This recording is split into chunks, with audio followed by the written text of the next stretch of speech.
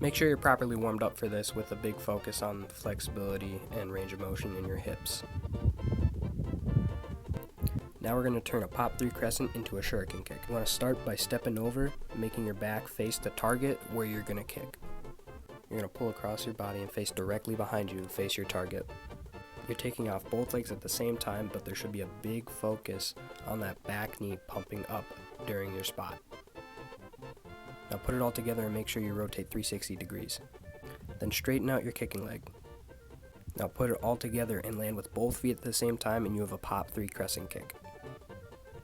To turn it into a shuriken kick, all you have to do is land on that kicking leg. It really helps to keep your hips open and have a big pump with that leg.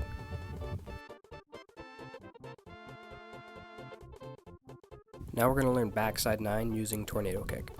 We're going to start by altering our tornado kick, so instead of stepping to where our back is facing our target during the start, we're going to start facing forward, and we're going to take off of both legs at the same time, with our target being directly to our side.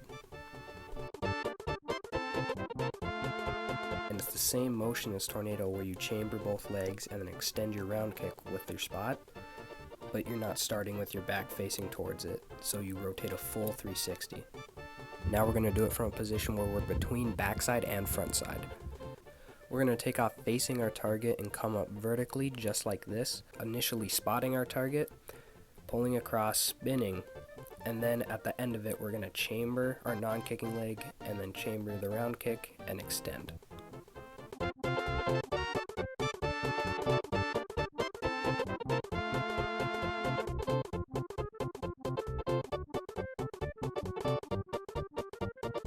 Notice how on takeoff I set very vertically.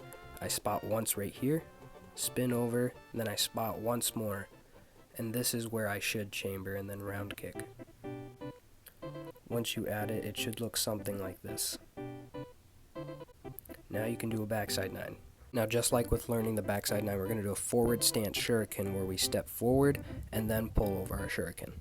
Then we're going to do the halfway stance shuriken, which is the same thing. This one you're going to need a much stronger leg pump over the side and spotting almost straight forwards, just like the forward stance one. It helps a lot.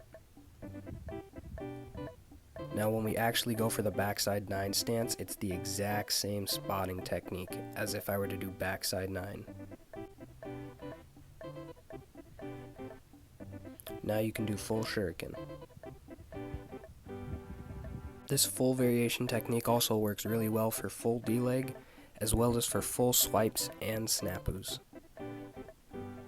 Ground is only slightly different as we still start with pop 3, and we still have a big focus on opening up our hips during the kick. Now pull across your target harder and harder until you start landing on that kicking leg. Now we're going to add a cartwheel into the equation, and we're going to step over from the cartwheel and do a shuriken kick. Now instead of stepping fully sideways, we're going to step in the forward stance. Since we're using cart, we don't need to go any farther than the halfway stance. So again, we're just going to step vertically and spot forward out of the cartwheel.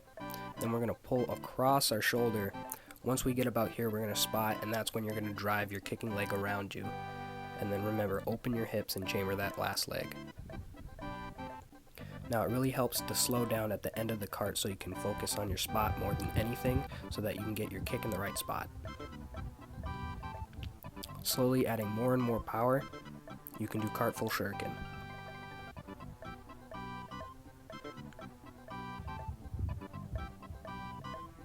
With more practice, you can invert this more if you'd like as well. Now we're not done yet, because we still want to do full shuriken on the ground from the backside stance, so I'm going to be using scoot for this demonstration. And just like on the trampoline, I'm going to set up a spot to my side initially, pull across my body while staying straight as I set vertically. Once I pull across, I'm going to do that second spot. Right now I have both my legs a little bit chambered, but that's when I should kick. Now with a little commitment, it's not that much harder to get that kick in there.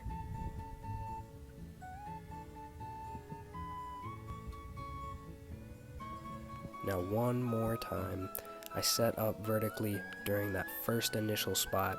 rip across my body as fast as I can to get that second spot in, and that's where my kick's really going to come out, and it's going to whip through my target as hard as I can, reaching towards the ground at the end where my hips open. This is just how I taught myself full shuriken, but I hope this tutorial helped you guys. And again, this technique works very well for learning other full variations where you don't necessarily want to be inverted at all.